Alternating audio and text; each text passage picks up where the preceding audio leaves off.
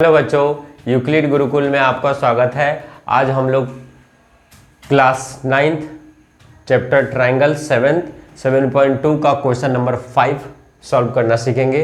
देखिए question number 5 में क्या दिया हुआ है।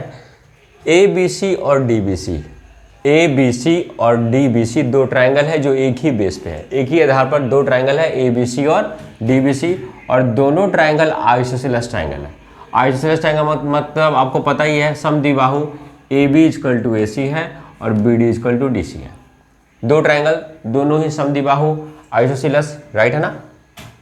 आपको प्रूव करना है एंगल ए बी डी। देखिए ए बी डी ये वाला और एंगल ए सी डी ये वाला एंगल क्या है, इक्वल होता है, राइट है ना। तो इसको बहुत ही आसान तरीकों से सॉल्व किया जा सकता है। मैं आपको इसका दो तरीका बताऊंगा सॉल्व करने का। पहला तरीका हम सीखते हैं, है ना, इन ट्रायंगल ए बी सी में, इन ट्रायंगल ए बी सी, है ना। क्या देखिए ए B equal to A C है, ये क्या है, क्वेश्चन में दिया हुआ है। आपको पता ही है अगर किसी भी ट्रायंगल के दो साइड इक्वल होते हैं तो इसके अपोजिट एंगल क्या होंगे, बराबर होंगे। तो ए बी का इक्वल क्या होगा, बी, एंगल बी हो गया, और ए सी के अपोजिट क्या होगा, एंगल ए, राइट है ना। इक्वेशन 1 डाल दीजिए। ये क्यों बराबर है जरा बताइए। Opposite angle of equal side, opposite angle of equal sides are equal, है ना। बराबर भुजाओं के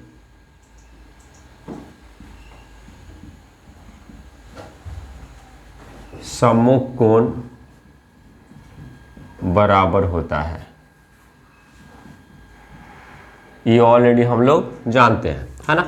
ठीक, आ जाइए in triangle D B C, किसमें, डी बी सी में दो साइड इक्वल है। कौन कौन बताइए, B D equal to D C, है ना। तो बी डी इक्वल है तो बी डी के सामने क्या होगा, एंगल एन, और डी सी के सामने क्या है, एंगल एम। ये भी क्या होगा, इक्वल होगा, और ये सेम फॉर्मेट आपको देना है यहाँ पे भी।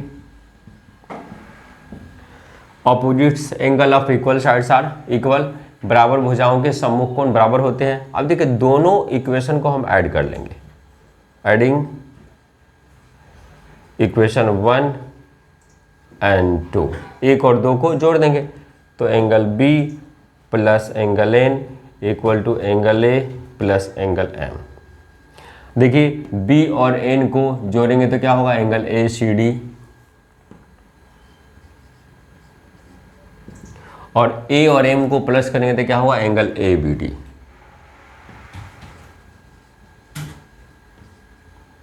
प्रूव हो गया।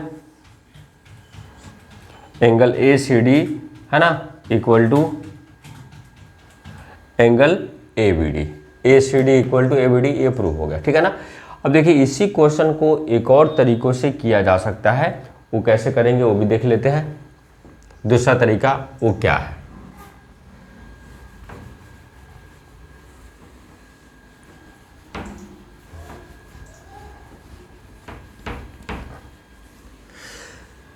देखिए बच्चों इसी क्वेश्चन को करने के लिए आपको इसमें एक कंस्ट्रक्शन करना पड़ेगा।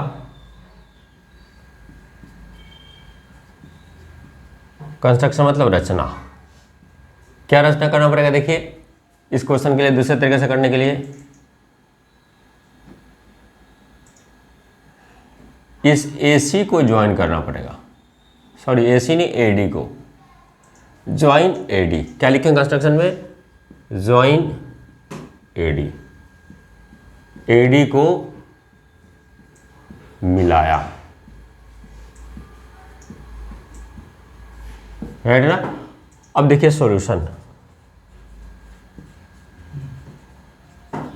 मतलब हल कैसे करेंगे। अब इसमें भी देखिए ज्वाइन करने से दो ट्रायंगल बन गया, ए बी डी और ए सी डी। लिखेंगे in triangle A B D and triangle A C D, triangle A B D और ए सी डी में अगर दोनों ट्रायंगल को कॉन्ग्रुएंस कर देते हैं तो सिपिसिटी से क्या होगा, angle B equal to angle C हो जाएगा। सिंपल सी बात है ना। तो A B equal to A C, ये क्या है बताइए, गिवन दिया है। ओके, दूसरा क्या दिया है बताइए, B D equal to D C, B D equal to D C, ये भी क्या है, गिवन है, दिया। ओके, और तीसरी साइड, ये दो चीज तो दिया है, ये साइड इसके बराबर, ये साइड इसके बराबर, और तीसरी साइड क्या है बताइए, common, A D equal to A D, A D equal to A D, ये क्या है, कॉमन है,